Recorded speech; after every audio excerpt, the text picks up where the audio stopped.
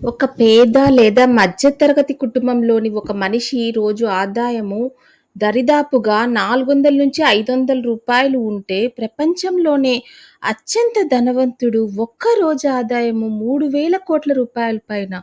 అంటే చూడండి, ఎక్కడ 400 ఎక్కడ 3,000 కోట్ల రూపాయలు.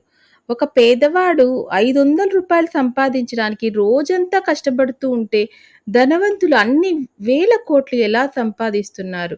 ఒక పేదవాడు పేదవాడుగానే మిగిలిపోతుంటే, ధనవంతుడు మాత్రం ఎలా అంచెలంచెలుగా ఎదుగుతున్నాడు. అలా ఎదగడానికి ధనవంతులు పాటించే ప్రిన్సిపుల్స్ ఏంటి? వాళ్ళ మైండ్‌సెట్ ఎలా ఉంటుంది?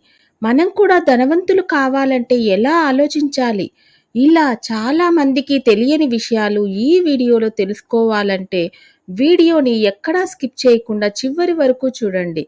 ఇది మనకి స్కూల్ కరిక్యులంలో ఉండవు. ఇప్పుడు చెప్పబోయేవి ప్రతి ఒక్కరూ తమ జీవితంలో తెలుసుకోవాల్సినటివి. వీటిలో మొదటిది చేంజ్ యువర్ మైండ్ సెట్.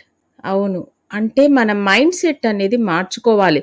కొంతమంది వాదిస్తూ ఉంటారు. డబ్బే అన్ని పాపాలకి కారణము. డబ్బుతో ఆనందాన్ని కొనలేము. డబ్బు సంపాదించే వాళ్ళంతా దొంగ మార్గంలోనే సంపాదించారు. ముందు ఇలాంటి ఆలోచనల నుంచి బయటికి రావాలి. ఎవరో డబ్బు సంపాదించడం రాని వాళ్ళు క్రియేట్ చేసిన డైలాగ్స్ ఇవి. సపోజ్ ఒక పేదవాడు ఉన్నాడు, వాళ్ళ అమ్మకు ఒక వ్యాధి వచ్చిందనుకోండి. అలాగే ఒక ధనవంతుడు కూడా ఉన్నాడు, వాళ్ళమ్మకి సేమ్ అదే వ్యాధి సోకింది. డబ్బు ఉన్నవాడు తన దగ్గర ఉన్న డబ్బుతో ఆపరేషన్ చేపించడం వల్ల వాళ్ళమ్మకి ఆ వ్యాధి తగ్గిపోతుంది. కానీ పేదవాడు మాత్రం ఆ డబ్బులు లేక ఇక వాళ్ళ అమ్మకు ఆపరేషన్ చేయించక ఆమె బాధపడుతూ ఉంటే ఇంక ఎలా సంతోషంగా ఉండగలుగుతాడు? మరి కొంతమంది ఎట్లా మాట్లాడతారంటే, ఉన్నదాంతో హ్యాపీగా బతికేద్దాం, డబ్బుతో హ్యాపీనెస్ కొనలేం కదా! వీళ్ళంతా ఎలా అంటే ఒక కంఫర్ట్ జోన్‌లో బతికేస్తూ ఉంటారు. కానీ ఒక్కటి గుర్తుపెట్టుకోండి, మీరు హ్యాపీగా బతుకుతున్నారని నిత్యం పెరుగుతున్న పెట్రోలు, డీజిలు, స్కూల్ ఫీజులు కానీ, కరెంటు బిల్లు, కూరగాయల ధరలు, ఇలా ఏ వస్తువుల ధరలైనా అన్నీ కూడా మీకు వర్తిస్తాయి కదా! అవి పెరుగుతూ ఉన్నప్పుడు మీ ఆదాయం గనక పెరగకపోతే మీరు ఇంకా పేదరికంలోకి మారిపోతున్నట్టు లెక్క. చాలామంది తృప్తిగా ఉన్నామని భ్రమలో బతుకుతూ ఉంటారు. నిజంగా అలా హ్యాపీగా ఉంటే బయట వస్తువుల ధరలు పెరిగినా కూడా హ్యాపీగా ఉండాలి గదా! మరి బాధపడగూడదు. పక్కింటి వారు ఇల్లు కట్టారనో, కారు కొన్నారనో, గోల్డ్ కొన్నారని వారిని చూసి అసూయ పడగూడదు. ఎంత హ్యాపీగా ఉంటున్నారనేది వాళ్ళకే తెలుసు. కావున ఆ చేతగాని మాటలు పట్టించుకోకండి. మనం కూడా ఏదైనా సాధించాలనే ఒక గోల్‌తో ఉండండి. ఇక second point, passive income create చేసుకోండి. అంటే మనకు వచ్చేది ఆదాయం 2 రకాలుగా ఉంటుంది. మొదటిది యాక్టివ్ ఇన్‌కమ్. అంటే మనం ఇక్కడ పని చేస్తేనే మనకి డబ్బు వస్తుంది. ఇక్కడ మనకి యాక్టివ్‌గా ఉండి పని చేయాల్సి ఉంటుంది. అదే మనం పని చేయడము ఆపేస్తే మనకు వచ్చే ఆదాయం కూడా ఆగిపోతుంది. దీనికి ఎగ్జాంపుల్‌గా మనం చేసే ఉద్యోగం చెప్పుకోవచ్చు. ఇక సెకండ్‌ది పాసివ్ ఇన్‌కమ్. అంటే మనం కష్టపడకపోయినా కూడా దాని నుంచి మనకు ఆదాయం వస్తూ ఉంటుంది. అలాంటి వాటిని పాసివ్ ఇన్‌కమ్ అంటారు. దీనికి ఎగ్జాంపుల్‌గా మన హౌస్ రెంట్, అంటే మనం హౌస్ రెంట్‌కి ఇస్తే వచ్చేది, షేర్‌లలో ఇన్వెస్ట్ చేస్తే వచ్చేది, బ్యాంకులలో ఫిక్స్డ్ డిపాజిట్ చేయడం వలన, ఇంకా ఏదైనా బిజినెస్ కావచ్చు, ఇంకా ఫ్రీలాన్సర్‌గా వర్క్ చేయడము, ఇలా ఎన్నో పాసివ్ ఇన్‌కమ్స్ ఉన్నాయి. ఒకవేళ మనం ధనవంతులు అవ్వాలి అనుకుంటే సాధ్యమైనంతగా ఎక్కువ పాసివ్ ఇన్‌కమ్ సోర్స్‌లను క్రియేట్ చేసుకోవాలి.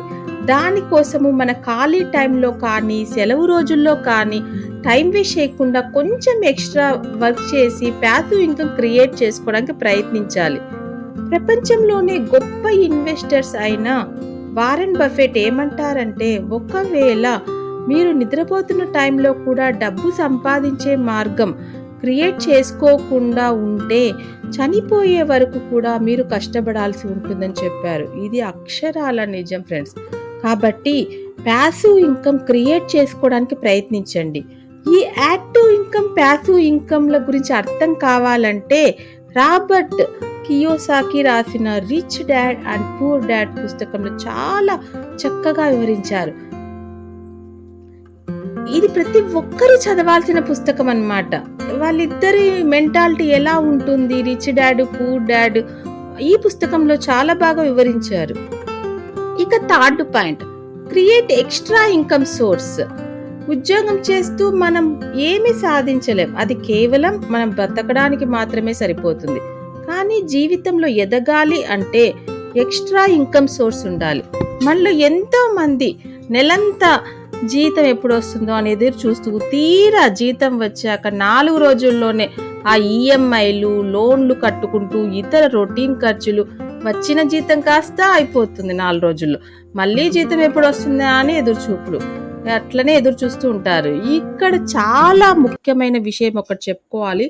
మధ్యతరగతి కుటుంబం వాళ్ళు చాలా రిచ్గా కనపడాలి అని, ఎదుటి వాళ్ళకి చాలా రిచ్గా కనపడాలని చెప్పి తమకి అవసరం ఉన్నా లేకున్నా కార్లు కానీ లేదా ఇంటీరియర్ డెకరేషన్ అని చాలా వృధాగా ఖర్చు చేస్తూ ఉంటారు. మీరు మార్వాడీలు, సేట్లు, కొన్ని కమ్యూనిటీస్ మీరు అబ్జర్వ్ చేశారంటే వీళ్ళు చాలా చిన్న ఇళ్లలో ఉంటారు, కానీ వీళ్ళ టర్న్ ఓవర్ చూస్తే గన కోట్లల్లో ఉంటుందన్నమాట.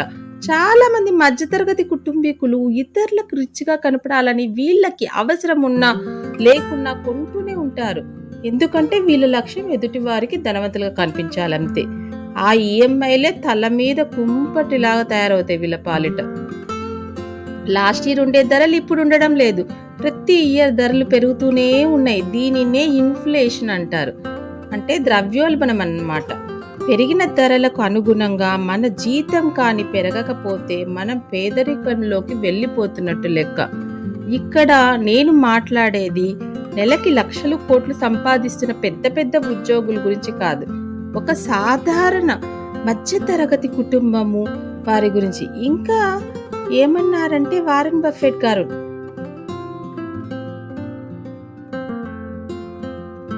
Never depend on single income, make investment to create second source.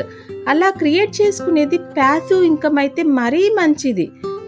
ఈ రోజుల్లో చాలా మంది కాలేజ్ నుంచి కానీ ఆఫీస్ నుంచి కానీ ఇంటికి వచ్చాక సాయంకాలం నుంచి రాత్రి పడుకునే వరకు చాటింగ్ లేదా టీవీ చూస్తూ లేదా గేమ్స్ ఆడుతూ టైం వేస్ట్ చేస్తుంటారు. అదే టైంని ఏదైనా ఒక స్కిల్ నేర్చుకోవడానికి కానీ లేదా పార్ట్ టైం బిజినెస్ స్టార్ట్ చేయండి. మనకంటూ ఒక సపరేట్ ప్లాన్ వేసుకోకపోతే వేరే వాళ్ళు వేసుకున్న ప్లాన్లో మీరు ఇరుక్కపోయి వాళ్ళ కోసం లైఫ్ లాంగ్ పనిచేయాల్సి ఉంటుంది. కాబట్టి ఒక్కసారి ఆలోచించండి.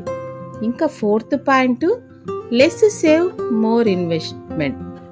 అంటే మన డబ్బు అవసరాలకు మించి దాయకండి. చాలా మంది డబ్బు దాచుకుంటారు, దానివల్ల ఏమీ ఉపయోగం ఉండదు. మన అవసరాలకు సరిపడా కొంత దాచుకోవాలి, తర్వాత మిగిలిందంతా ఏదో ఒక దానిలో పెట్టుబడిగా పెట్టాలన్నమాట. అంటే స్టాక్ మార్కెట్ కానీ లేదా బ్యాంక్లో ఫిక్స్డ్ డిపాజిట్ కానీ రియల్ ఎస్టేట్ కానీ ఇంకా ఏదైనా బిజినెస్ కానీ ఇలా డిఫరెంట్ సోర్సెస్లో ఇన్వెస్ట్ చేయండి. ఎందుకంటే మనం కరెంట్ అకౌంట్లో మన అవసరాలకు మించి లక్షల్లో ఎక్కువ దాచుకున్నామంటే పెద్దగా వడ్డీ అనేది దాంట్లో ఏం రాదు. అదే మనం ఇన్వెస్ట్ చేస్తే మన ఆదాయం కాంపౌండ్ రేషియోలో పెరుగుతుందన్నమాట. ఇన్వెస్ట్ చేయడం అనేది కూడా జాగ్రత్తగా చేయాలి. ఈ వీడియో లెంగ్త్ ఎక్కువ అవుతోంది కాబట్టి దీని గురించి సెకండ్ వీడియో కూడా చేస్తున్నాను. మీకు ఈ వీడియో నచ్చినట్లయితే అది కూడా చూడండి. Okay, thank you.